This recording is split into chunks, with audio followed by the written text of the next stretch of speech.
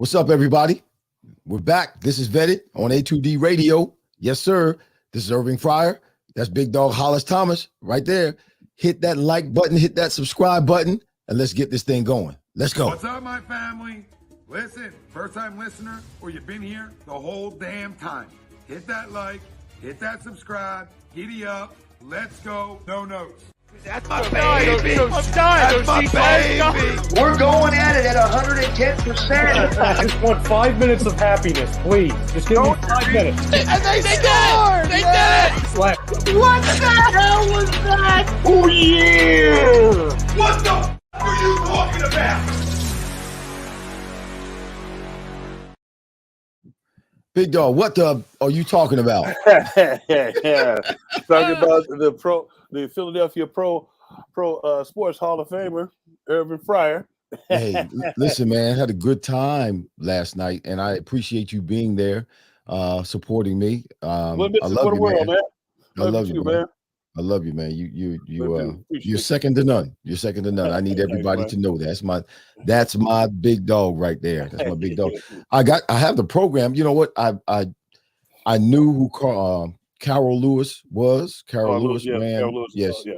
She was in the class after me in Willingboro, which was a rival of my school, Willingboro High School. I was in Brancocas Valley Regional High School, so I knew who she was, and she knew who I was. Bernard Hopkins, I'm friends with him, so that was good to see him there. It's good to be in the same class with him as an inductee into the Philly Sports Hall of Fame. And then also Trot, he sat next to me on the dais up there, Yep. And it was good to see him. I've been trying to reach out to him for a little while, but man, there's some people I didn't know about. Let me see if I can. Hold on, before you do that, let's pay some bills right quick. Let me pay some bills. That's right. I forgot. We got my bad, man. Don't worry. You said it. You got me off key. You got to read, man. Apologies. Yeah, I got the read of the day, which is Royal Billiards Recreation. It's the ultimate game room and man cave place to get everything you need for your man cave. Mm-hmm. Or if you just do a recreation. It's located on 1515 Bethlehem Pike in Colmore, Pennsylvania, at zip code 18915. Make sure you put that zip code in there so they don't send you nowhere else. Trust me, I've been to 3 different addresses that was all the same. You don't want to do that. Or you can just go online and check them out at royalbilliards.com, where they're celebrating 41 years of providing the people with the best of pool tables, shuffle boards, bar and kitchen stools.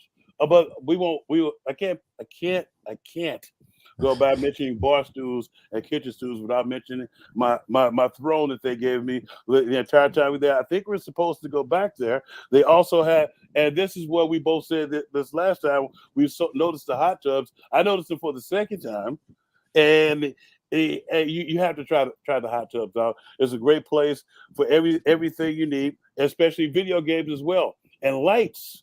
If you're a light person like me, you like lights. They have all different types of lights, light up things, and obviously they do custom, and they order things as well.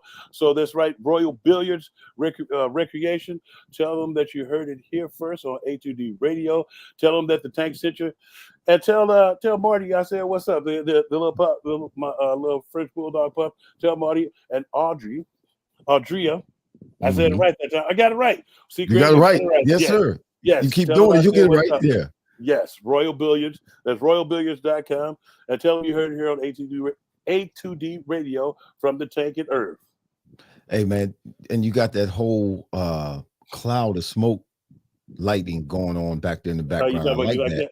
Yeah, that's pretty cool. I didn't want the blue light on me because we're playing against the Cow. No, because we're playing the Cowgirls this week. Okay, yeah, I got you. Yeah, but yes, I got my green light shining also. Also, don't forget about Carlino's. You know, we frequent Carlino's as well on County Line Road in Ardmore. You go see Pat, go see Angela, the owners. It's a great market, Italian food, second to none. If I lived closer, I would live there. And that when you go in, they just service you. I mean, the people are so friendly there. They make sure you get the attention. that the person before you was there gets, and no one is not special there. Everyone is special. Everyone's treated like a superstar. Everyone's treated and given that personal touch. So you want to go visit Carlino's Italian Market on County Line Road in Ardmore. They're selling, and they're celebrating 40 years of business. Yeah, 40 years. So they know what they're doing. Fresh food, meats, pastas, pizzas. I mean, it's unbelievable. Go to Carlino's. Yes. County Line Road in Ardmore. Tell them the Tank sent you for the Meat Lovers pizza. Oh, yeah. Tank's got his own sandwich. They didn't make my sandwich yet. They're going to make a sandwich called the Fryar plate. It's going to be the whole plate. Yeah, the whole plate. The whole sandwich is going to take up the whole plate. It'll be a flat sandwich, a flat bread sandwich called the Fryar plate. Yeah. Kind of like a patty melt. Sound like a patty melt. Yeah. Now, So I'm gonna set some stuff up for you because we were talking before we came on. Now, as we both know, the offense played quite stellar, except for the 2 turnovers.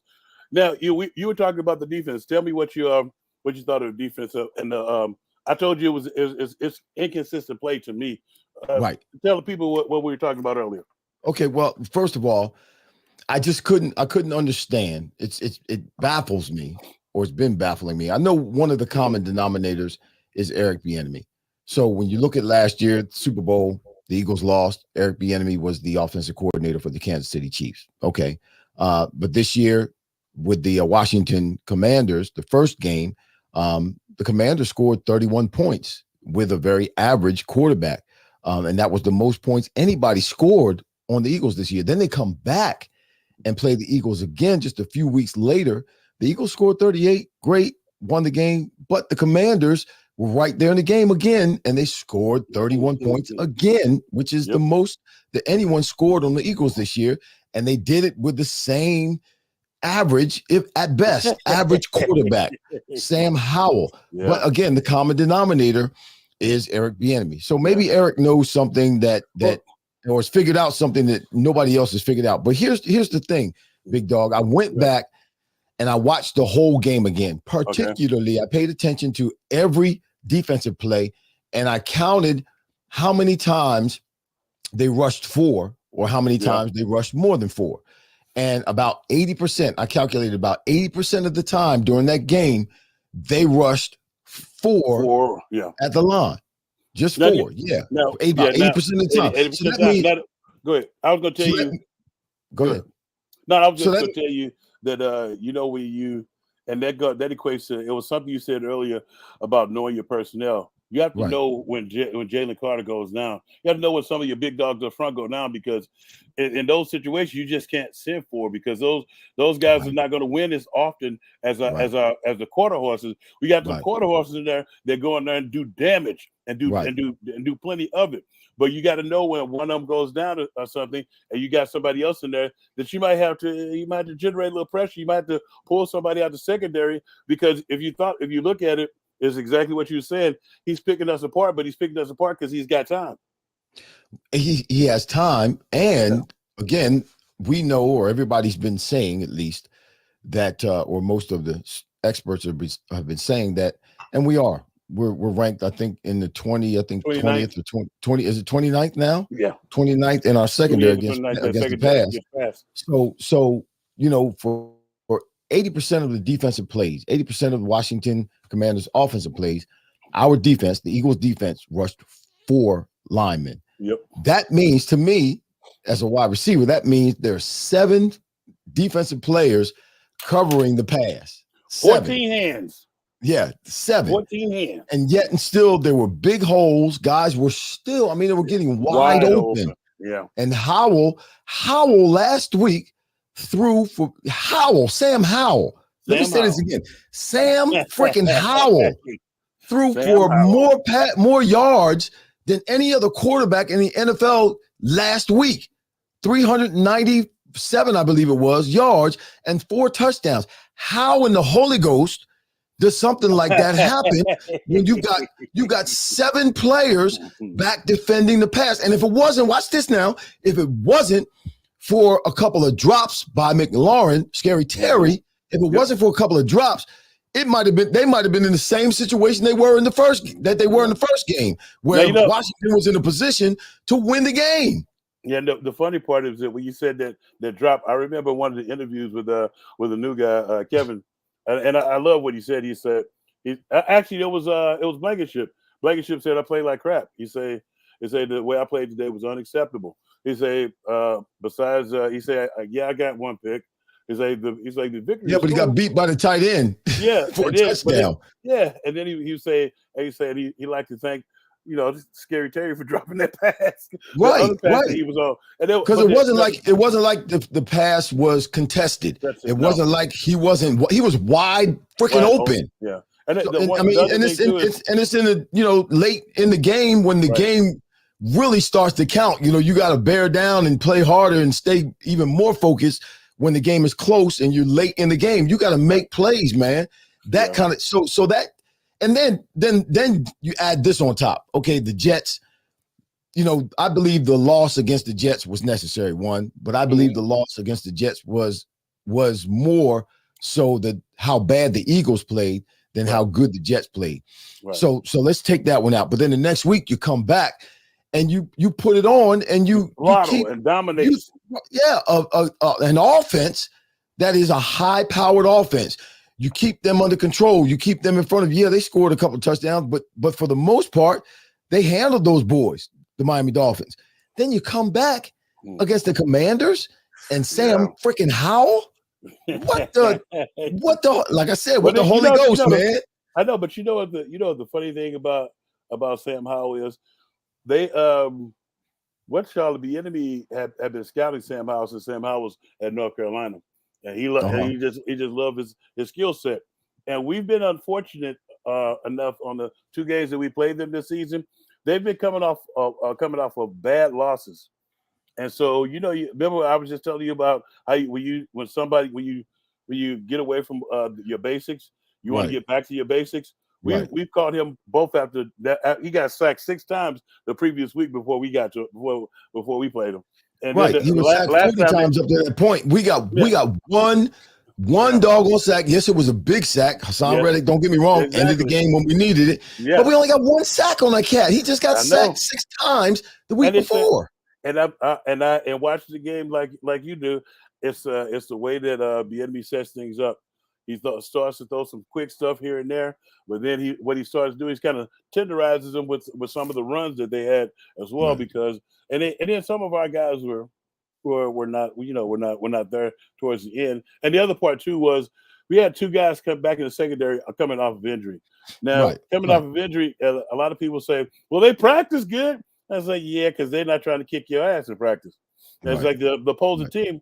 They don't give a damn about you. Right. And so once you get out there, and then like Kevin Bayer said, he said, I don't like playing secondary like that. He said, I think we got to bring our level of play way up. So I'm glad that they know that they have to do that. Yeah, they know they're not playing up to par. We got to go to commercial. Yes, we do. Hit it, Ralph. Royal Billiard and Recreation, proudly celebrating 40 years and our new, bigger showroom. Twice the size and twice the fun. More pool tables by Olhausen. More dartboard sets, including custom reclaimed backboards. More bar and kitchen stools that can change a room. And more bars, including pre-built and custom. Hot tubs, skee ball, shuffleboard, outdoor, and fun. Royal Billiard and Recreation, your ultimate game room store. Now located on Bethlehem Pike in our family, food is our daily bond. My Nonna, affectionately called Mama by many, found solace and joy in the kitchen, sharing her love through delicious creations. She turned her culinary passion into a flourishing business alongside her husband and sons in 1983. Celebrating 40 years is a testament to our exceptional team, friends, family, and beloved customers. With gratitude, we look forward to the future, expanding our brand to share the highest quality Italian food and wine nationwide. Our heartfelt thanks to everyone who has played a part in our story. Grazie mille.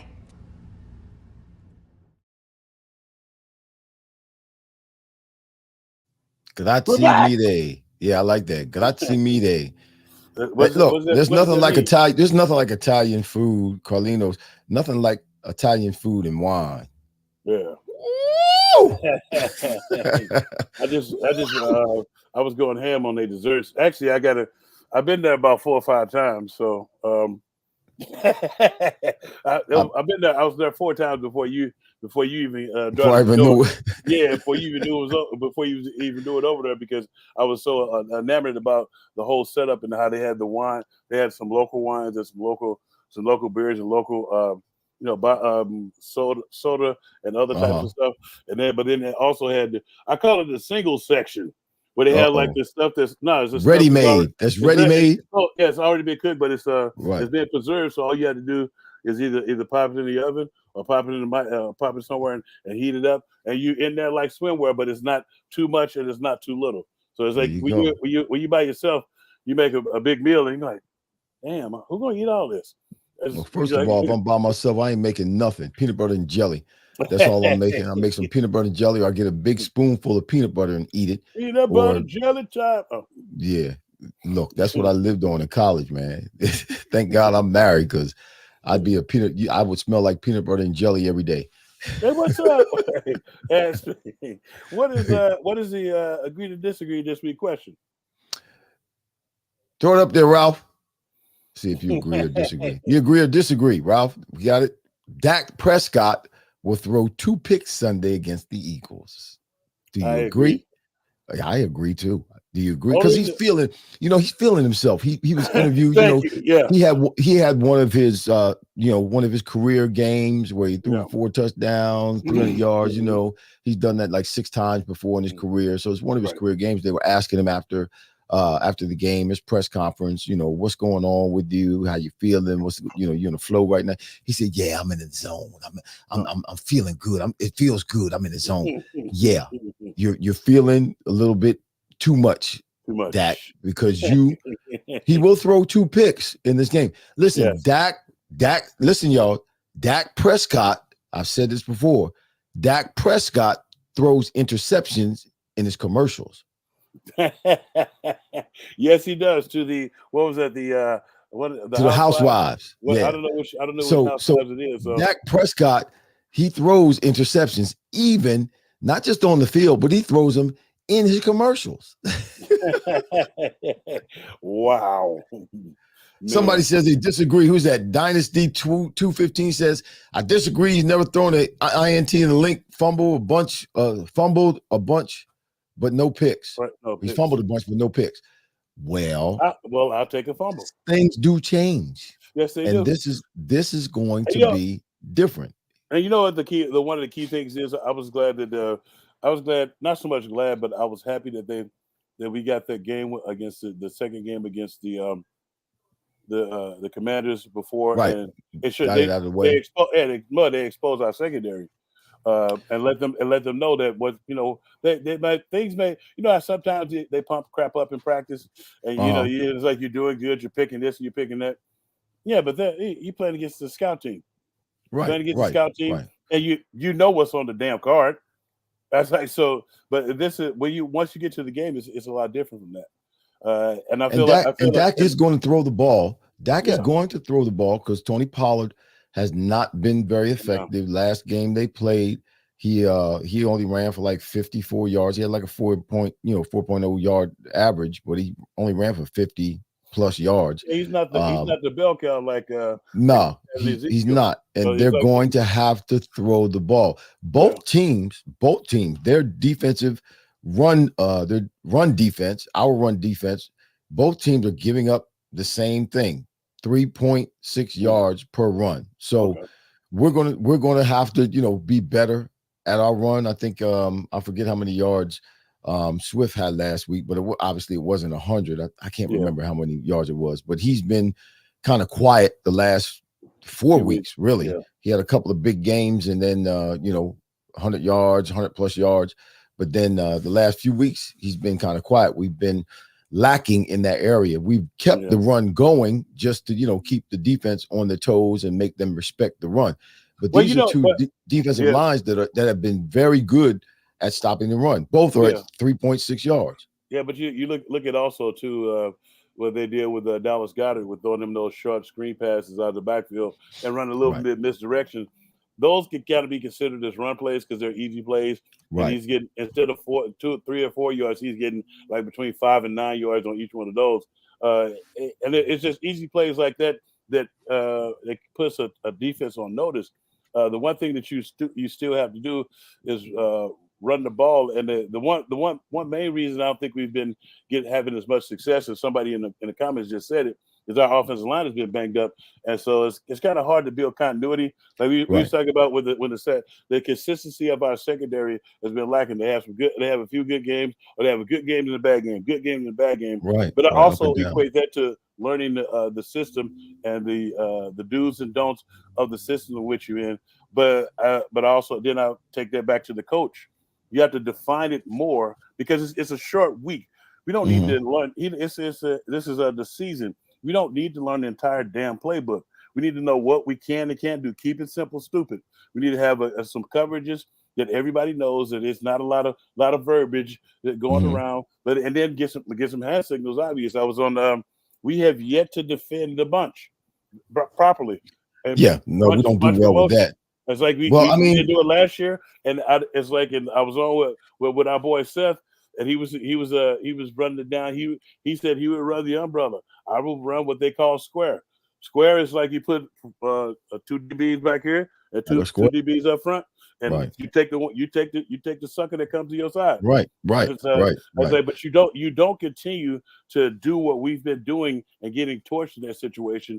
It should basically all the defense coordinators that I had in the NFL, they always go through, huh? No, you had frozen. Sorry. I had paused for a second. No, that's like the you froze. Okay.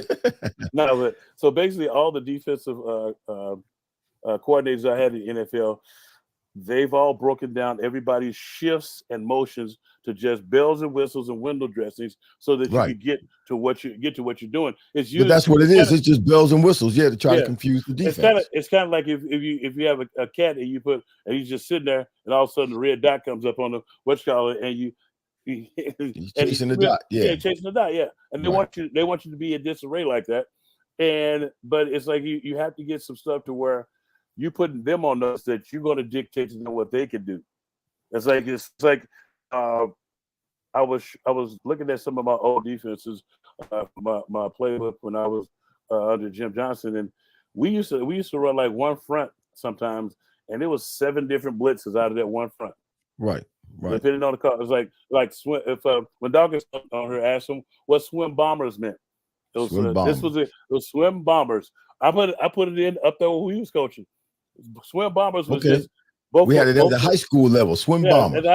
Because it was like what you do is you take the 2 inside defensive tackles. You got to have athletic. We have athletic defensive ends, and both tackles they hit the B gap. Now, which leaves the center alone by itself. The bombers are all 3 linebackers shooting up through the middle. Okay. So he's got to pick one, but he can only handle one because you got 3 coming in there. Yeah. Yes, and then you tell the defensive ends they take one step upfield to not so much draw the block of the tackle because we don't care about that, and they drop right underneath the slant. Okay. Wow. Because you got to get rid of that quick. I like that. And so one of the problems. Go ahead. One of the problems I think that you with the secondary, or one of the issues or things that they're struggling with, is the fact that we didn't see this last year with Bradbury, but they're taking Bradbury and they're putting him in the slot. He was playing the slot, and that's going to be a big deal this week with CeeDee Lamb, because the Dallas Cowboys move CeeDee Lamb around, and oftentimes more so than not, when they snap the ball, he's in that slot position. You know what I would like to see more Eli Ricks. Okay. A little bit more. Well, Bradbury, because Bradbury, I believe Bradbury doesn't need to travel like that. He doesn't need to travel. He's an outside corner like Slay is. They don't put Slay in there, but they've been putting Bradbury in there. It's been hurting Bradbury because he played the slot Washington. He's got 70 yards thrown against him. He got 2 TDs thrown against him, and this season thus far, he's had 5 TDs thrown on him while he's playing that slot position. So I don't think he's comfortable. I don't think he's comfortable there. I don't think he can. And there's not been an ascension of our corners. Our corners have not gotten better this year. Right. Yeah. Both of them, Bradbury and Slay, have not played up to the level that they played or were playing at this point last year. Yeah. I don't, they didn't just get real old in 365 days, but for some reason they're not playing well. And I know it's a little bit of a new defense. The Sean Desai, there's other variables that play into it, but those cats are not playing with the skill set and handling receivers like they were last year. They've got the same guys pretty much up front who can put pressure on the quarterback, who can sack the quarterback, who can stop the run. That should make it a little bit easier for those guys because they don't have to necessarily come up and make a whole bunch of tackles, but they're not covering. This secondary is not covering receivers at the level that it should be. Last year, we didn't have to worry about the pass. Right. Now this year we got to worry about the pass. Last year we couldn't stop the run. Now this year can't nobody run on it. So it's kind of flipped. We got another commercial coming up, big dog. Yes. Hats.com is the premier destination for quality and fashion-forward hats and more, with designs for every style and trend. Locally based and run by Philly sports team fanatics, Hats.com can help you elevate your hat John. Utilize the easy-to-use guides at Hats.com to find your perfect size and style, and shipping and returns are free. Hats.com. Find yourself in a hat. Use code Philly for 15% off your order. Hats.com. Royal Billiard and Recreation, proudly celebrating 40 years and our new, bigger showroom. Twice the size and twice the fun. More pool tables by Olhausen. More dartboard sets, including custom reclaimed backboards. More bar and kitchen stools that can change a room. And more bars, including pre-built and custom. Hot tubs, skee ball, shuffleboard, outdoor, and fun. Royal Billiard and Recreation, your ultimate game room store. Now located on Bethlehem Pike in Colmar.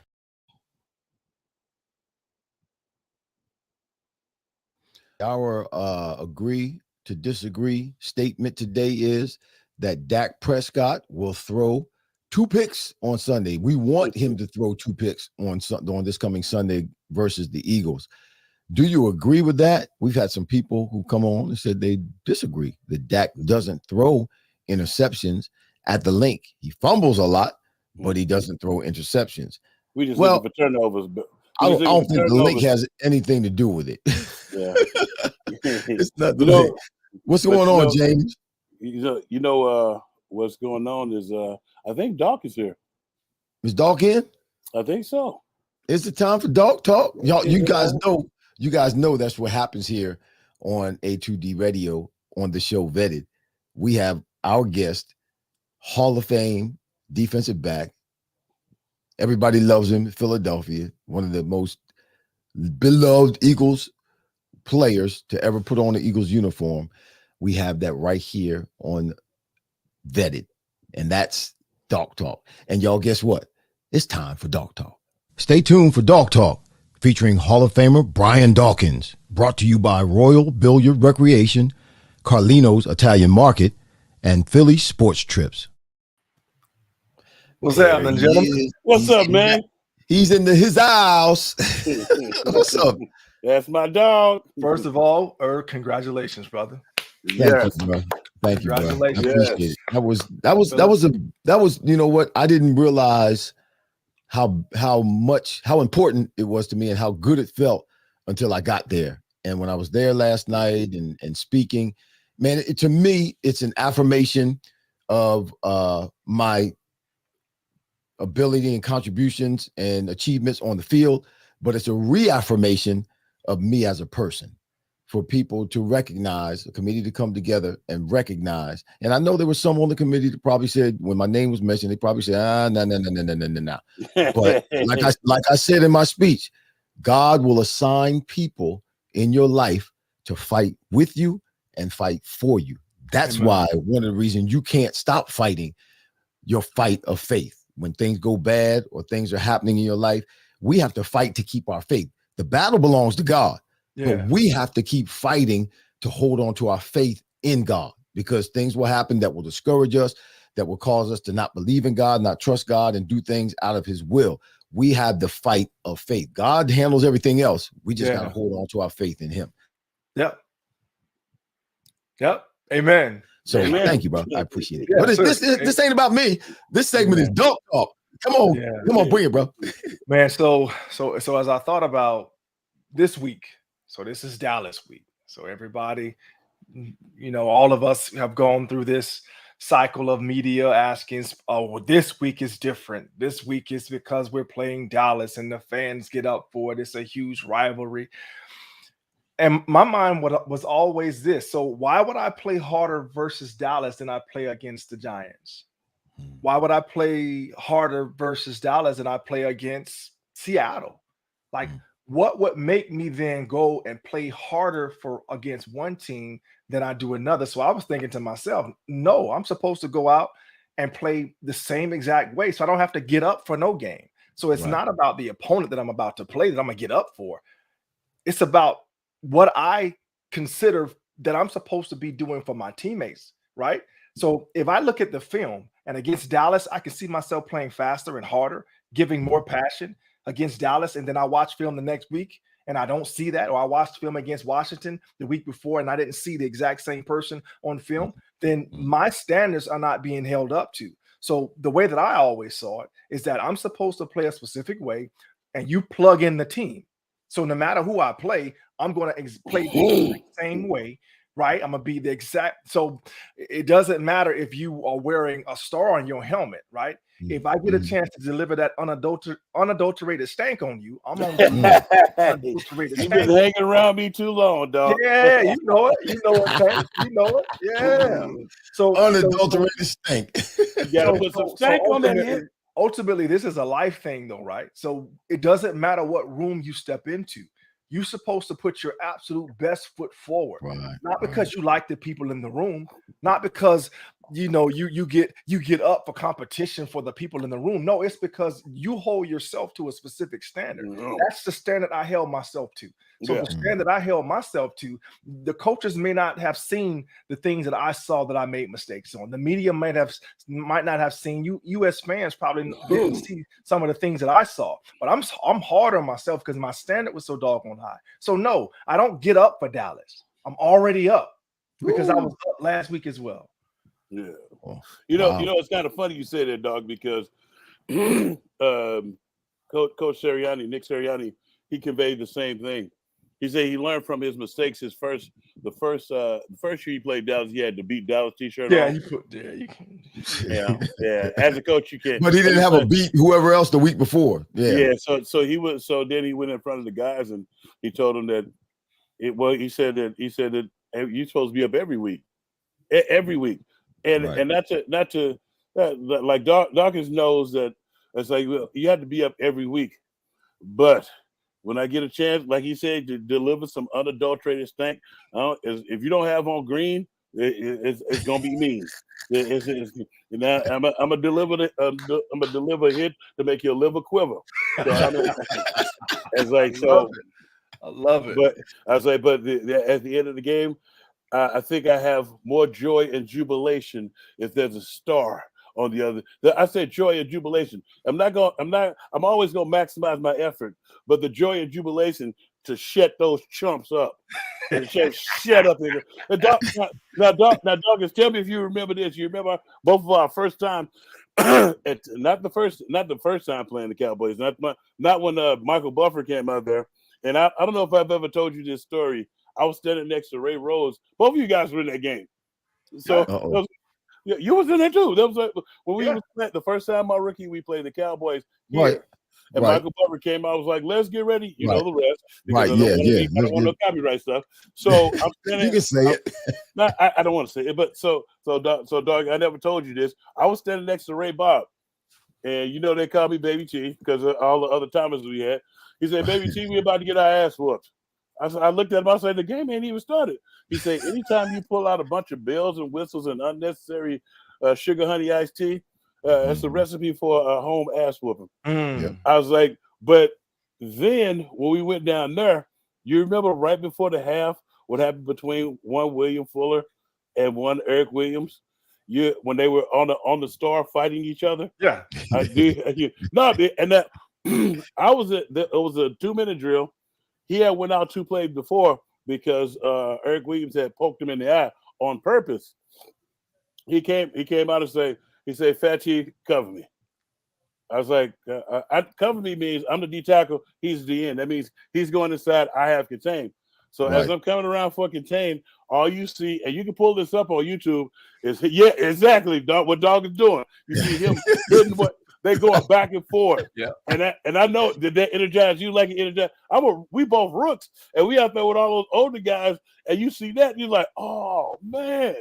And so that, like, people don't know it's a rivalry for a reason. But it's like you don't I think it was Dawk and you and Coach Soriani said it best. Where you should be always amped to play.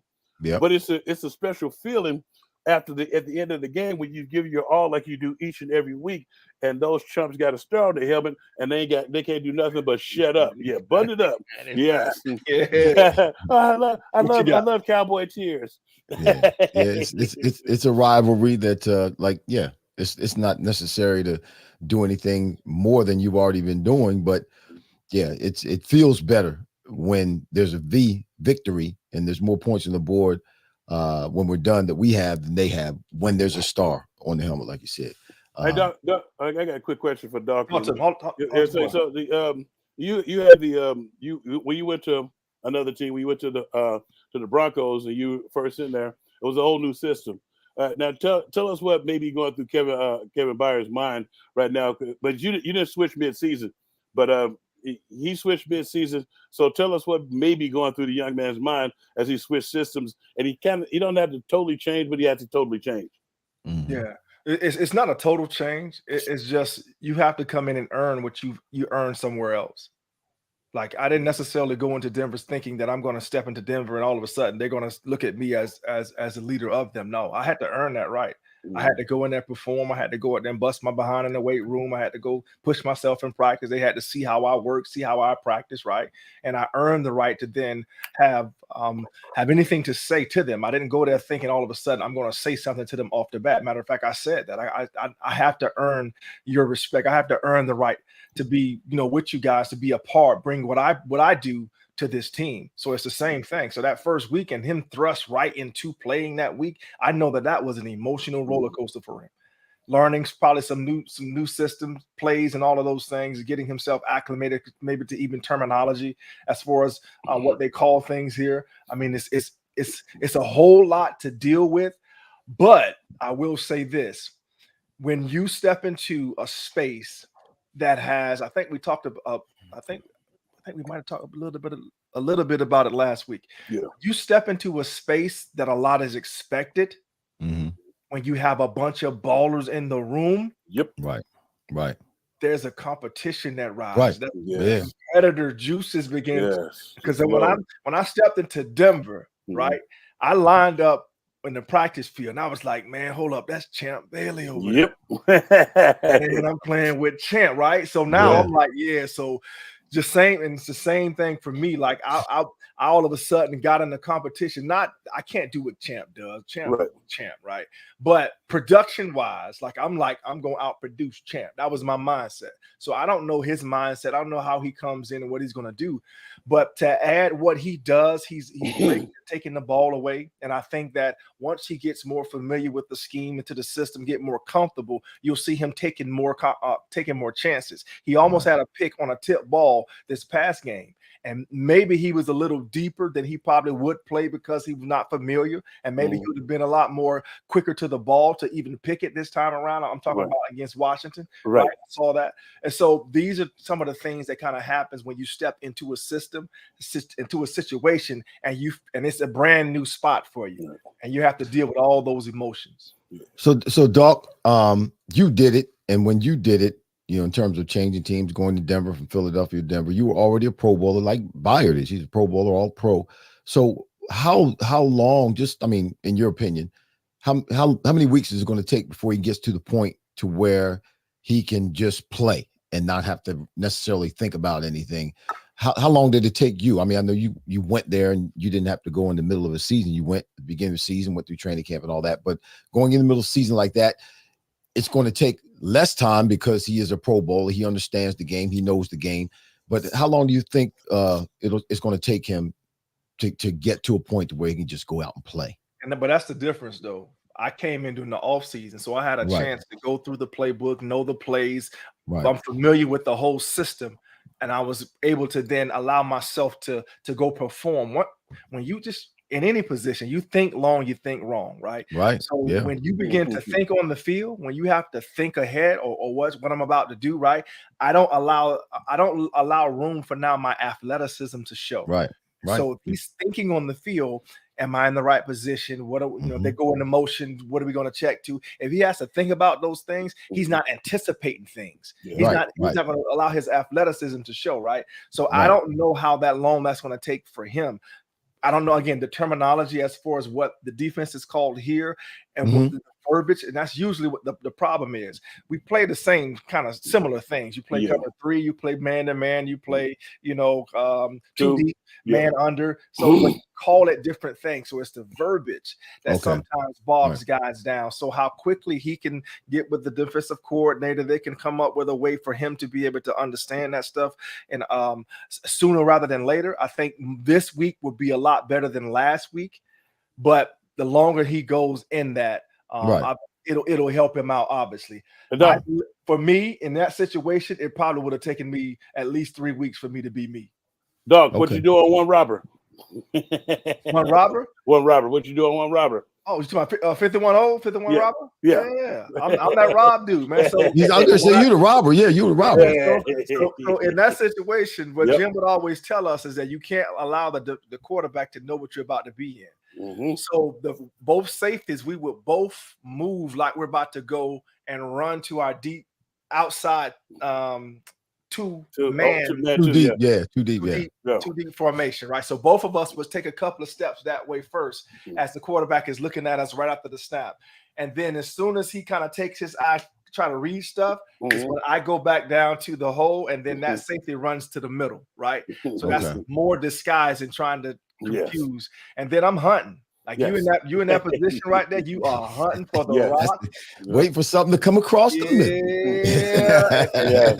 And you was talking about them liver shots. Just hunting. It's like I just remember like most of the coverages that I could get that I get funky with the guys up front, and and a lot of times I had the jet call on, and a lot of people. I don't have you been watching the front? A lot of times we don't have no batted passes by the guys up front like we used to. It's a lost start by the big dogs. Yeah, I don't know you guys go to practice. I don't go to practice as far as to see if they practice those things, because some teams really practice the tip ball type of situation when you can't get there as a defensive lineman. It shouldn't be something that you would think to be not common sense. I won't do that to guys. It's common sense. Natural, but sometimes it does not. So something simple as if it's 3rd and 5 or 3rd and 3, you know that if you don't get there on your first rush, get your hands up. Right? It should be something that's automatic, right? But that's not the case. Some guys go into the second move, into the third move, and by that time the ball is gone. So sometimes it's just literally having that understanding that this is what's happening in this situation. It's 3rd and short. So I don't have time. If I don't beat them on my first rush, I got to get my hands up. The one thing that I always refer back to Jim Johnson and Tommy Brazier, the way they coached and they taught us is like be situational awareness, just like you just said. And basically, when you can't get there on your first move and it's like 3rd and 3, because sometimes when you know the down the distance, that should be your move. Your move should be to get in front of the QB, and so you get in front of him because it's gonna come out low. And I was like, the funniest thing is I asked that question because when I was playing with the Saints, we can't. I think it was like week 7 or 8. And the coach came in and he say, I was looking at the pass deflections today, and guess who leads the line? And I'm sitting there, I was half asleep because it was a long practice. And he said, the little short fat dude. I was like, really? He's like, the little short fat so dude. Then we start, like you said, practicing getting their hands up. But because when you lose at the line, it's not the record, but you can affect the play by tipping the ball. I don't know if you remember the one time I tipped the ball. We were playing against the Baltimore Ravens, and James Willis got an interception. But when you tip the ball, it's a free for all, and we can possibly get it. and create a turnover. But I don't see that nowadays. I see a lot of people trying to go for that sexy sack. That's why the tush push works, because nobody has the testicle fortitude to get down and low and push back. Testicle fortitude. Well, it's like when you look at the play, it is a play that's unstoppable at this day and age, because nobody will do the work. Let me say this. So there's not a whole lot of glory for tips, right? You get your glory for sacks. So for PBUs, for a DB, you don't get a whole lot of pub for PBUs. You get a pub for picks. Right. But the point is if it's 3rd and 6 and I knock the ball out to PBU, that's a huge stop for us. Exactly. Right?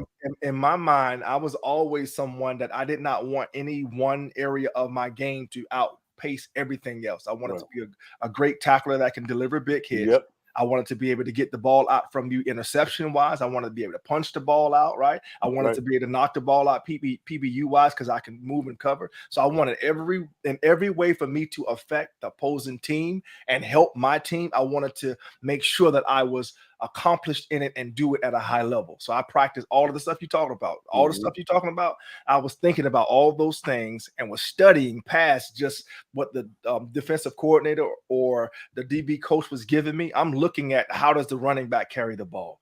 When they get contact, do they use it for balance so I can time it to punch it out, right? So I'm looking at all these different ways. Why? To get the rock back, to get the ball, get the offense, our offense back on the field, get the defense off the field. Hey, Brian, before we let you go, wanted you to speak on this real quick. Bradbury seems to be, he was corner last year, this year, but they moved him inside. He's been playing the slot, and he seems to be struggling a little bit with that. I know you were safety and all, but talk about, if you can, talk about, Bobby and Troy, what they preferred, obviously, to stay on the corner with the sidelines, use that as a second defender. How difficult is that for a corner to come in and to play the slot like that? Because Bradbury, obviously, he's a great corner, played great last year, years before that. But this year he seems to be struggling a little bit in that position. I know the wide receiver has a two-way go. That's why we want to be in the slot, because we can run anywhere. But he seems to really be having a hard time with that. Tell the people how difficult that is, and what mindset comes along with that. Yeah, so I don't know if you remember when I first got to it with the Eagles, when I first came there with, like, Emmett used me as a third corner, basically. Yep. So I remember a whole lot. Yeah, I was covering the fourth receiver. So yeah, that's a cover. You was in there trying to cover me. I remember covering the slot. I was giving you fits. Yeah. I was giving you fits. You got an all pro Bowl cat, going on against a safety dude that actually played strong safety in college. I wasn't doing no coverage in college, right? And so Emmett brought me here for my ability to move, though, and so having to go into that situation and not truly understanding how to go about doing it. Like, it's a headache. So when you're having success outside, it's because most time a cornerback, like if you ask Al, usually like Al is like, I play one corner. I play right corner. I'm not going left side. But so it's your foot, like your feet alignment, how you vision the game, like all of those things. Same thing from a left tackle to a right tackle. Right. Like, it's not always that you can just flip a guy and have them adjust their feet and do all of those things. And footwork and hand placement. Footwork, hand placement, and then you said something, Irv, about having a two-way go. So most guys don't operate in that. So if you look at how Bradbury has had a lot of his success, it's off coverage. Right. It's cluing. You can't clue in the up there in the slot too much, right? The specific things you are responsible for. You're actually responsible for gaps in the run game too. So that's another added thing to his equation. So it's not just coverage.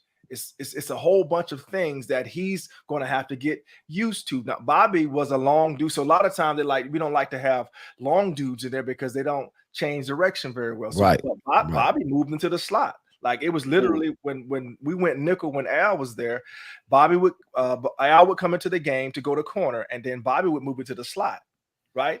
And so, but having that ability to be able to press, to sit off, to understand and get comfortable in the string that you and the other linebackers are supposed to be on, because ultimately in his mind also, he has to recognize that I'm also a linebacker. Right. Like I'm basically the weak side linebacker. So there's a whole lot of things that could be going through his mind about the position that he's not yet familiar with. And I hope he gets familiar with it quick.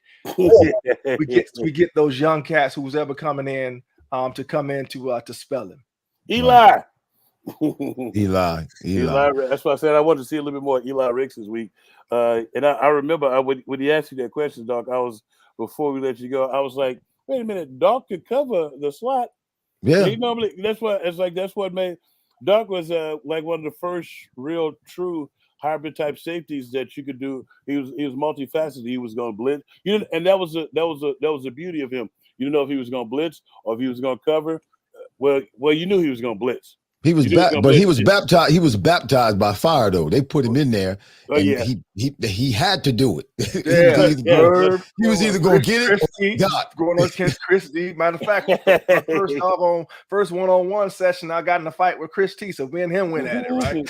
We had Chris T. on. Chris T. Jones. We had them all. Yeah. We finally caught up with him and had them all because that was like when I don't know if you remember that him, Charlie Garner, and Bobby was my road dogs when my first 2 or 3 years.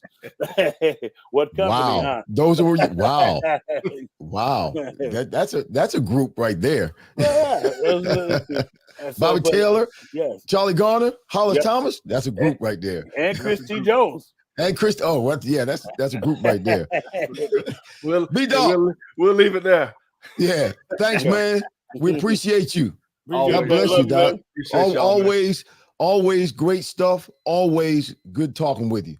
We'll see you in a couple of weeks. All right. Indeed, brother. Y'all be blessed. All right, man. All right.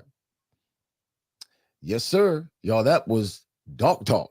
It was brought to you, sponsored by Carlino's, Royal Billiards and Recreation, and Philly Sports Trips. Listen, I got to read for you real quick. In 2018, it was, yeah. The Eagles legend Brian Dawkins was inducted into the Pro Football Hall of Fame. To commemorate this moment, B-Dawk designed and launched an exclusive collaboration with Bowman Hat Company. Yep, America's oldest hat maker on hats.com. Not this hat, but on hats.com. Brian's love for hats and the Eagles were on proud display in Canton, Ohio. And now you can find yourself in that same iconic Hall of Fame fedora. Yes, you can. Just go to hats.com and search Brian Dawkins and use the code Philly for 15% off your order. Hats.com. 15% off your order. Use Philly. We're back. You're back. Big Dog. It's always good to have B-Dawk on, ain't it, man? Yes, it's a great. I love him, bro. He's just a great. He's a good spirit, good man. Always good to have him on. And we thank him for doing these segments every other week here on Vetted. So, Big Dog, you have a read, and you also have some history, don't you? Yes, I do. This Day in History with Hollis Thomas is brought to you by Philly Sports Trips. For all your tailgating and trip and away game trips needs, go to phillysportstrips.com and click on it. Tell them you heard it on A2D Radio and mention my name. Tell them it's a spot where once you finish load your trip up, asking where'd you get this from? You tell them the tank sent you. Today is November the 3rd. It's the 307th day of the year. There's only 58 of these puppies remaining, man. Wow. This year was gone by quick, man. Yes, it has. Today is national holidays. Today is National Cliche Day.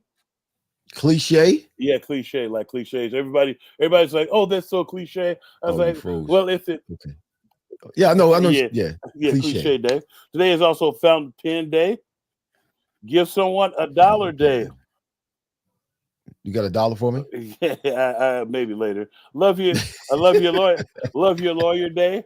It's a housewife day, and Jersey Friday. Now, when we were in high school, did you wore your jersey on Friday when you went to high school? Yes, to high school. Yes.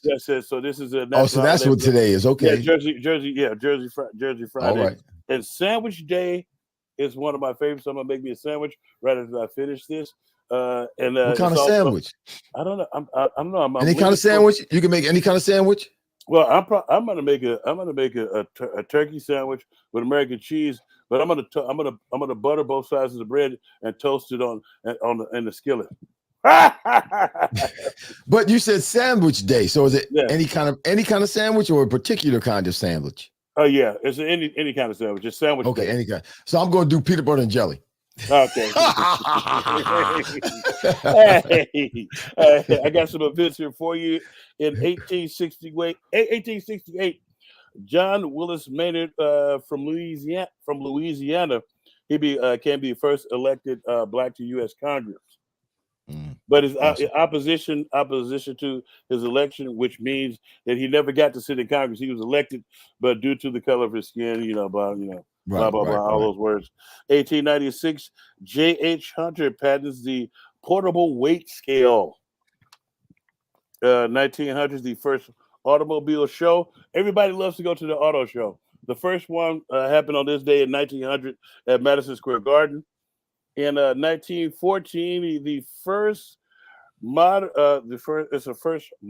elastic brassiere. Wow. First modern elastic brassiere was patented by a New York socialite named Mary Phelps Jacobs. And hold on, then we had 1931. The first time commercially produced synthetic rubber was manufactured. Okay. 1964 was the first time since the 1800s.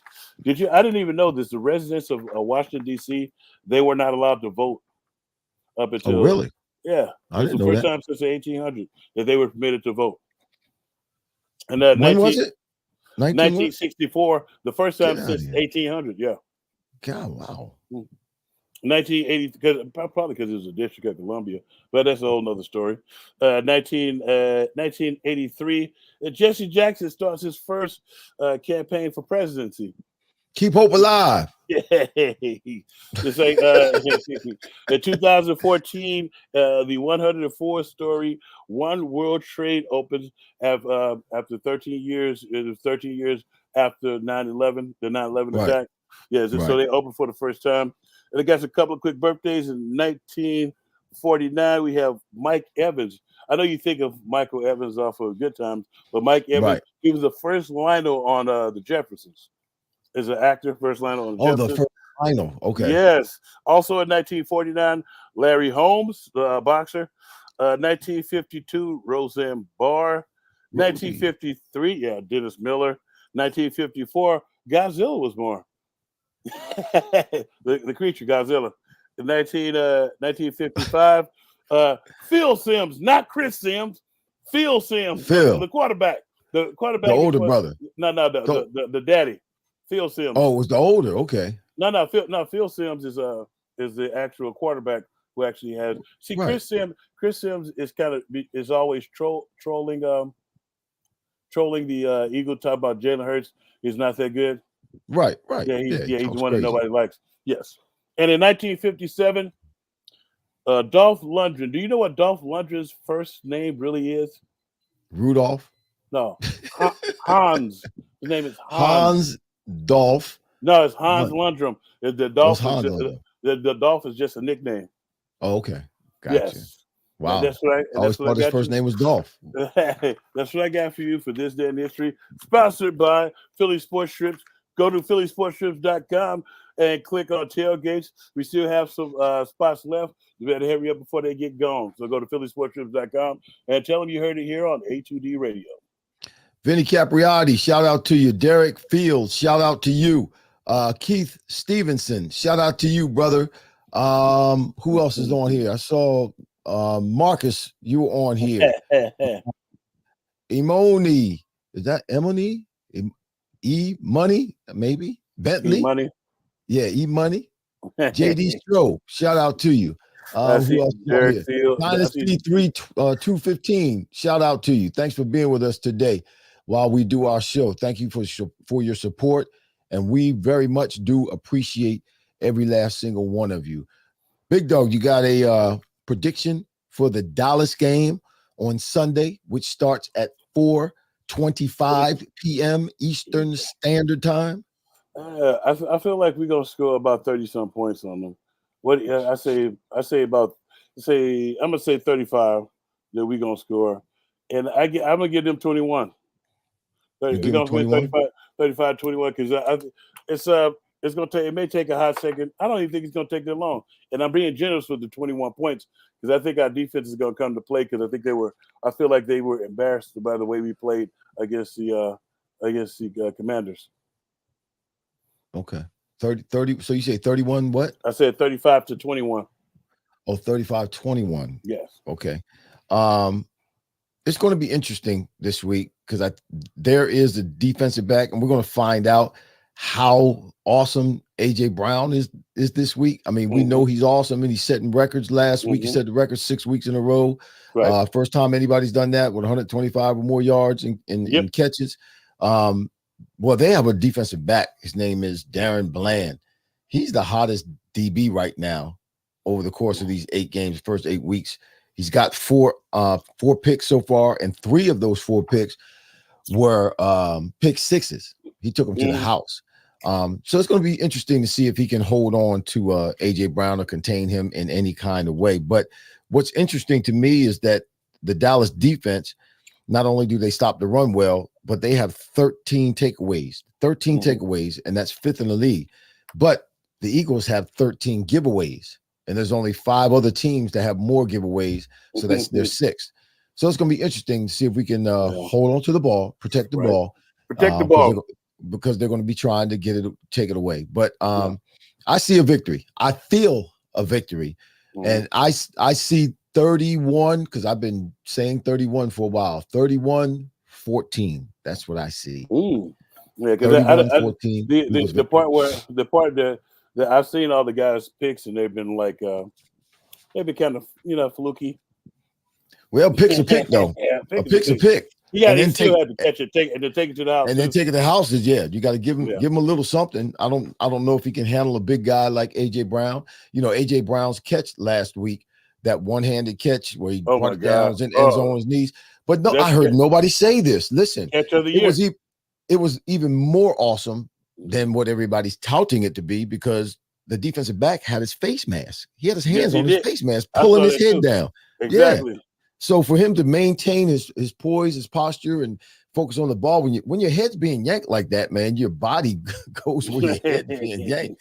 So he's just a monster right now. He's in what I would like to call, he's playing in the spirit. People call it a zone. I don't call it. He's a Christian. He believes in God. He prays before he goes on the field. He believes in the power of God, and I believe he's playing in the spirit because that's a time. I've been there, done that. That's a time when you can just do anything. You don't think about it. You don't worry about it. You just wherever the ball is, you go get it. You're not thinking about anything else, and man, things just happen that other people will call magical. But it's a spiritual thing. So hope AJ Brown continues to elevate and listen. Devontae Smith, he had starting receiver numbers last week as well.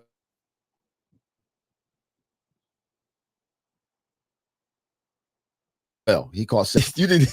Where did we go? We went out for a second. I was sitting there waiting on you. Yeah, you were okay. You were frozen too. But anyway, we're done. That's our show for today. A2D. A2D Radio. Yeah. Believe me, I like it loud. I know. Believe me, I like it loud. They're trying to get us out of here. Yeah, they're trying to run us up out of here. A2D Radio. I'm Tank. That's Irv. Yep. Say bye. You got it. You run it. Do it. You handle it. You handle it. Go ahead. Okay. Thanks for chilling with us on A2D Radio. Vetted. I'm Tank. That's Irv. We'll see you guys.